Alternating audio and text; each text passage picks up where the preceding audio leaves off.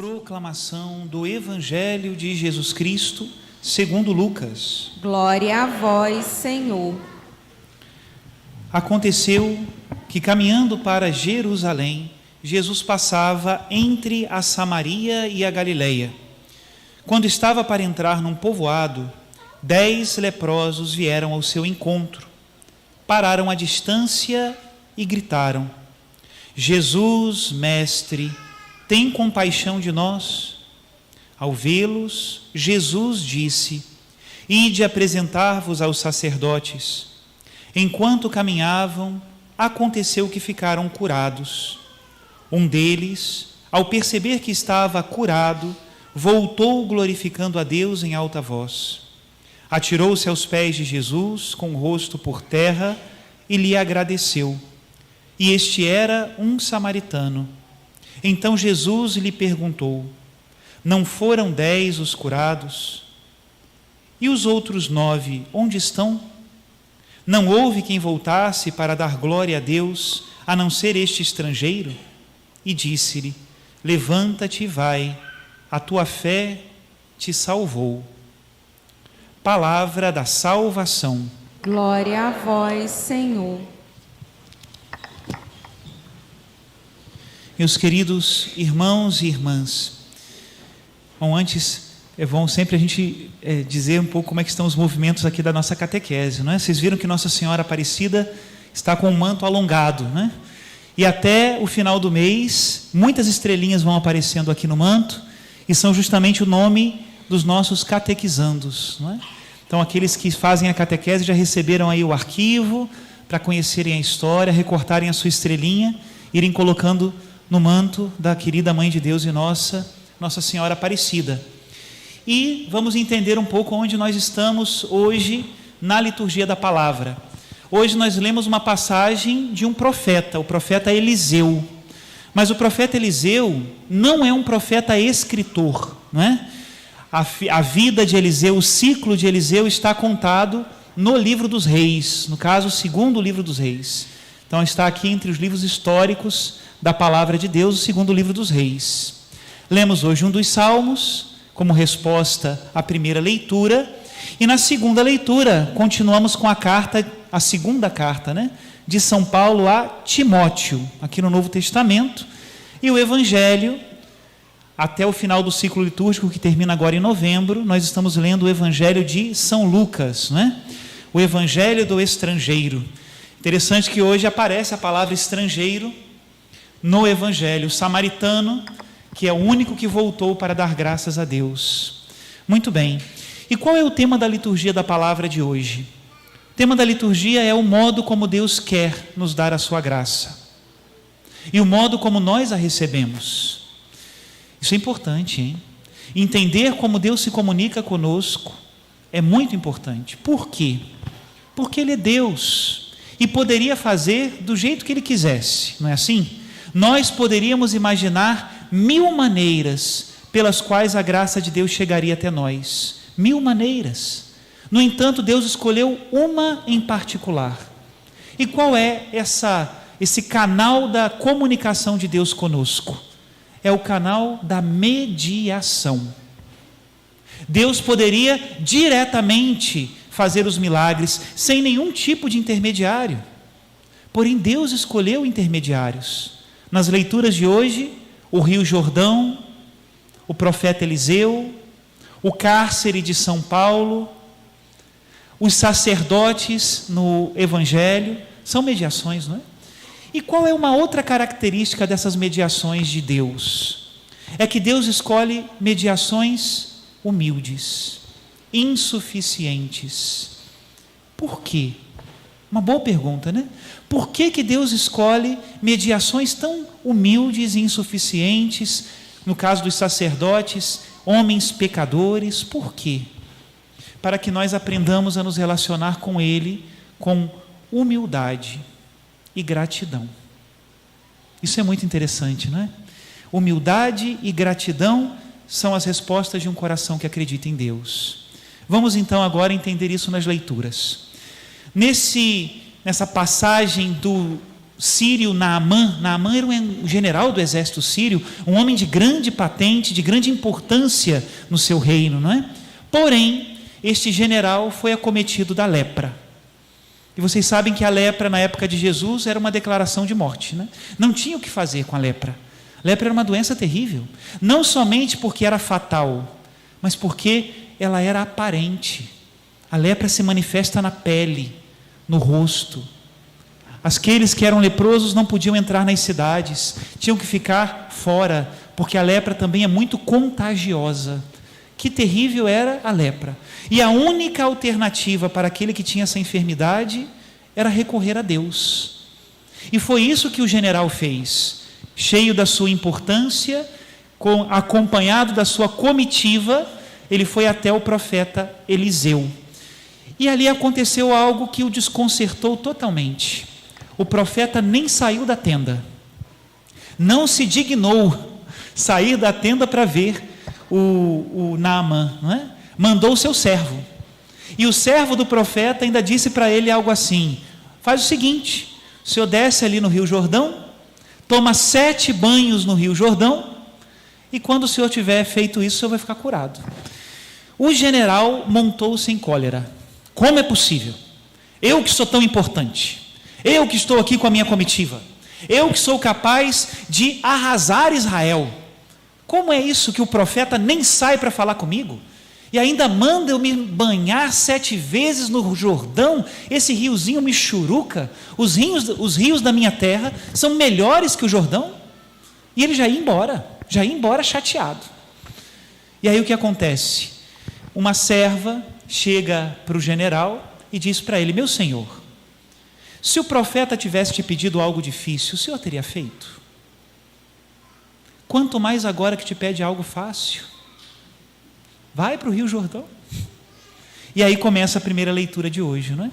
7 vezes ele se banhou no rio, e quando saiu do rio, diz a palavra de Deus que suas carnes eram como de um bebê, tinha ficado curado, não é? E ele vai então agradecido falar de novo com o profeta, não é? Qual é a primeira lição dessa leitura, né? A primeira lição dessa leitura é que Deus habitualmente fala conosco por mediações humildes. Às vezes nós queremos grandes coisas, não é? Queremos grandes oportunidades de mostrar que nós servimos a Deus, quando o que o Senhor pede de nós é a perseverança nas coisas pequenas. Não é pequeno, por exemplo, o seu plano diário de oração? Não é. Não é pequeno o terço que você reza. Quantas pessoas eu já escutei e dizem assim que não rezam o terço, porque acham uma oração muito simples. Interessante, né?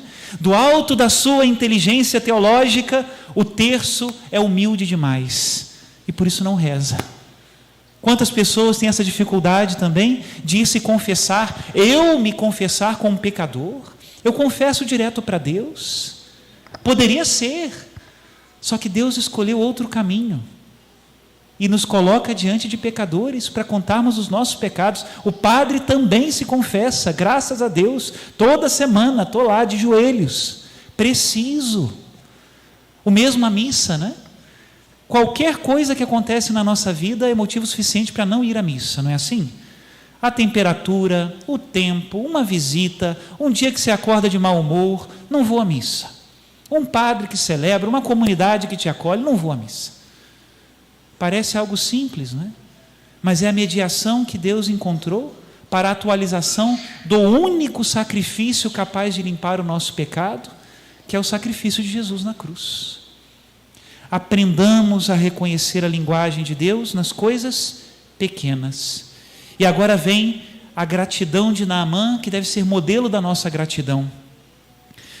Primeiro ele tentou pagar o profeta não aceitou nenhum tipo de pagamento, então Naamã disse: permite que teu servo leve daqui a terra que 2 jumentos podem carregar, pois teu servo já não oferecerá holocausto ou sacrifício a outros deuses, mas somente ao Senhor. Essa cura de Naamã é também um sinal, um símbolo do nosso batismo. Depois que nós recebemos o batismo, nós também não vamos mais servir outros deuses, queremos servir somente ao Senhor.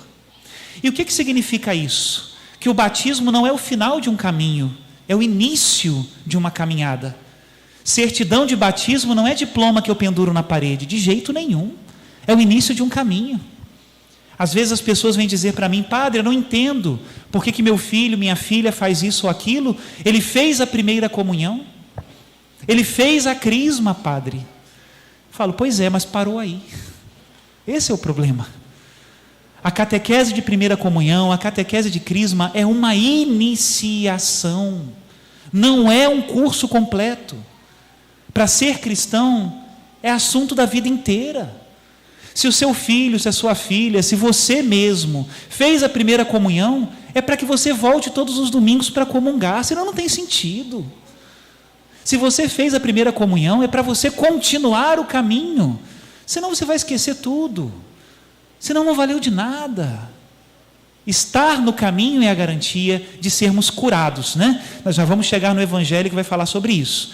Na segunda leitura, se na primeira leitura apareceu para a gente um doente, na segunda aparece um presidiário, São Paulo, né? Idoso, doente e presidiário. Eu ficava pensando justamente nisso, né? Quantas pessoas, irmãos e irmãs nossos, que estão também nos presídios e precisam de uma palavra de salvação. Eles já foram julgados. Não é a nossa tarefa agora julgá-los. Nossa tarefa é aliviar os seus sofrimentos e falar da misericórdia de Deus para eles. E o que é que nós encontramos nesse homem aparentemente aniquilado, né? Numa prisão? Encontramos um grande amor a Jesus. Lembra-te de Jesus Cristo, da descendência de Davi, ressuscitado dentre os mortos, segundo o meu Evangelho. Se com ele morremos, com ele viveremos. Se com ele ficamos firmes, com ele reinaremos. Se nós o negamos, ele nos negará. Se lhe somos infiéis, ele permanece fiel. Eu fico pensando no brilho do olhar de São Paulo, sabe? Dom Henrique Soares da Costa, que já faleceu, era bispo lá no Nordeste, ele dizia sempre isso, né? Que quando ele chegava numa paróquia e via que um padre falava de Jesus com brilho nos olhos, ele dizia: a igreja tem futuro. E é verdade. Meus irmãos, é disso que nós estamos precisando. De homens e mulheres apaixonados por Jesus. Eu posso dizer o mesmo e você também. Quando eu vejo um jovem com brilho nos olhos, né? Hoje eu agradeci aqui as pessoas que ajudaram o encontro dos jovens. Quando eu vejo um jovem com brilho nos olhos falando de Jesus, eu digo: essa igreja tem futuro. Quando eu vejo um casal com brilho nos olhos, essa igreja tem futuro. Porque só homens e mulheres apaixonados por Jesus levam Jesus a outros. É fogo. Não dá para levar fogo se o seu não estiver aceso. Não dá. Não vale fósforo, hein? Não vale isqueiro. Levar Jesus é com tocha. Ou ela está acesa, ou você não bota fogo em coisa nenhuma. Essa é a verdade da nossa vida, né? E agora chegamos ao Evangelho. O padre está olhando para o relógio, lembrando do padre Zé Andro. Já estou acabando. E chegamos ao Evangelho, né? Se na primeira leitura nós tínhamos um leproso que fez direitinho o dever de casa, no Evangelho agora é uma enfermaria, né? São 10 leprosos, né? Que vão com a mesma esperança de Naamã a Jesus.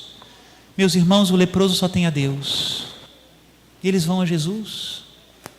E chegam em Jesus e pedem o mesmo, que ele os cure. E Jesus faz o mesmo que o profeta, nem toca, nem encosta. De longe já diz: ide apresentar-vos aos sacerdotes. Assim como o Rio Jordão é um córregozinho, quem já foi na Terra Santa fica até um pouco decepcionado. É um córregozinho pequeno, né? Sem dúvida nenhuma, os rios do Brasil, o rio Macaé dá de 1000-0 no Rio Jordão, hein? Mas assim, de longe. Assim como o Rio Jordão é um córregozinho pequeno, mas é o lugar onde Deus escolheu, assim também o sacerdote. Às vezes a gente é tão crítico, né? Esse daqui não usa batina. Não gosto. Não, esse daqui não. Esse daqui fala errado. Não gosto. Não, esse daqui, sei lá, né? Não gosto. A gente dá uma de Naamã, né? Pois é. Mas por ali passa a graça de Deus. Eu me lembro sempre de uma frase de São Padre Pio. Perguntaram para ele qual era o melhor sacerdote. E Padre Pio respondeu: o que está mais perto. Porque naquela hora que você precisa, Ele que vai estar do seu lado. Chegar ali e encontrar a graça de Deus, né?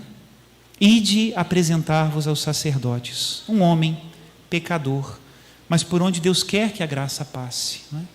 E nós precisamos falar sobre isso nos dias de hoje. O demônio é muito ardiloso. Quantas pessoas perdem a graça de Deus porque têm no coração essa frase: é só um homem, é só mais um pecador. E tudo isso está certo, só que é um instrumento da graça de Deus, e isso a gente não pode esquecer. Ide apresentar-vos aos sacerdotes. Um deles, ao perceber que estava curado, voltou glorificando a Deus em alta voz. Atirou-se aos pés de Jesus, com o rosto por terra, e lhe agradeceu. Outro e último ensinamento do Evangelho de hoje, não é? Meus irmãos, a gratidão é do Espírito, não é da carne. Quando nós nascemos, quem tem aí filhos vai entender bem o que eu vou dizer agora, né? Quando nós nascemos, nós só sabemos fazer duas coisas: pedir e reclamar. Olha para a criancinha, né? Assim, é mamar e chorar, não tem mais o que história. Por isso que a gente tem que ensinar, né? A gente tem que ensinar a ser agradecidos. É diferente, né? Como é que a gente fala com a criança? Como se diz, meu filho? Obrigado. Não é assim? Fala com o padre, sua bênção. Desse jeito.